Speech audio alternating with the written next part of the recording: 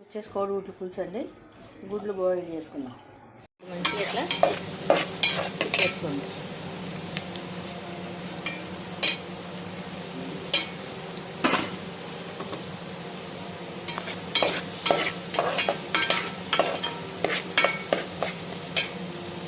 ఇది మంచిగా ఇప్పుడు యాగనివ్వండి.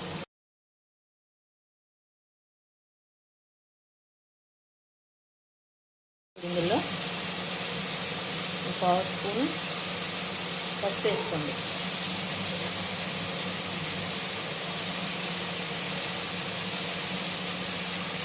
ఒక స్పూన్తో 1/2 స్పూన్ సాల్ట్ వేసుకోండి. మొత్తం కలిపేటట్టు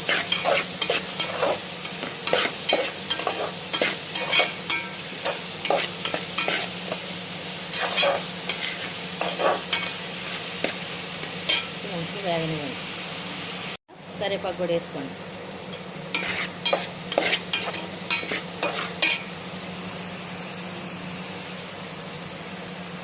మంచిగా వేగనివ్వండి. ఇందులోనే కొంచెం కొత్తిమీర వేసుకోండి. మంచిగా కలిసేటట్టు తిప్పండి.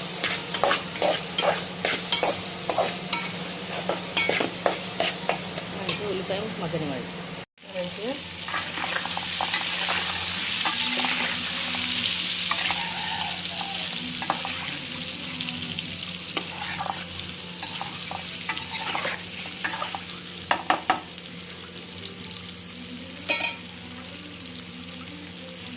అలా వేపుకోండి.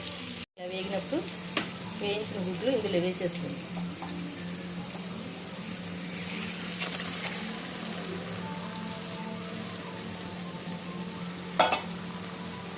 వేయించిన గుడ్లు ఇందులో వేస్తే చిన్నగా తిప్పాలి.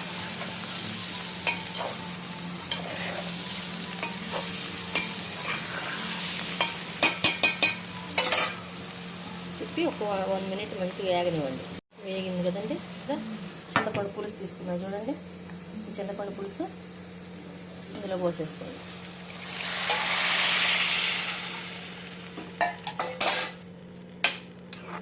ఒకసారి తిప్పుకోండి.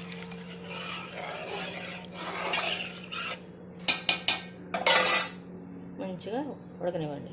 ఇలా ఇప్పుడు కారం ఉప్పు ఒకసారి వేసేసుకోండి. పెద్ద స్పూన్తో ఒక పెద్ద స్పూన్ కారం వేసేసుకోండి. కొంచెం కారం తినేవాళ్ళు ఇంకో 1/2 స్పూన్ వేసుకోండి. లేదన్న వాళ్ళు కొంచెం తక్కువ వేసుకోండి. ఒక 1/2 స్పూన్ కారం, ఒక స్పూన్నర కారం, ఒక 1/2 స్పూన్ సాల్ట్ వేసేసి మంచిగా ఇప్పుడు గరిటెతో తిప్పండి.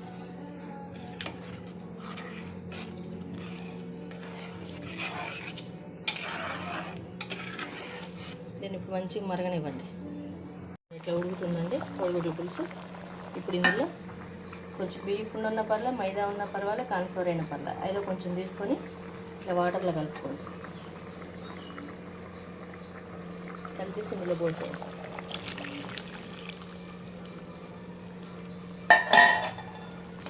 పోసేసి తిప్పండి. అది చిక్కదనం కోసం అండి పులుసు. మంచిగా ఉడకనివ్వండి. కోడిగుడ్ల పులుసు చూడండి చక్కగా ఉడుకుతుందో. మంచిగా ఉడకనివ్వండి. ఇంకా కొంచెం పులుసు చిక్కదనం రావాలండి. వచ్చిన తర్వాత మనం వేసుకోవచ్చు. పులుసు ఉడికిపోయింది చూడండి. ఇప్పుడు దీన్ని ఒకసారి ఉప్పు కారం చూసుకోండి. కారం ఎక్కువ తినేవాళ్ళంటే కొంచెం కారం వేసుకోండి, లేకపోతే సరిపడా వేసాను నేను. కొంచెం ఇందులో ఇట్లా చిక్కగా రావాలండి. మరి నీళ్ళగా బాగోదు. ఇట్లా చిక్కగా వస్తే దించి చల్లారేసరికి ఇంకొంచెం చిక్కబడుద్దండి. ఇందులో కొంచెం కొత్తిమీర వేసేసుకోండి. కోడిగుడ్డు పులుసు రెడీ.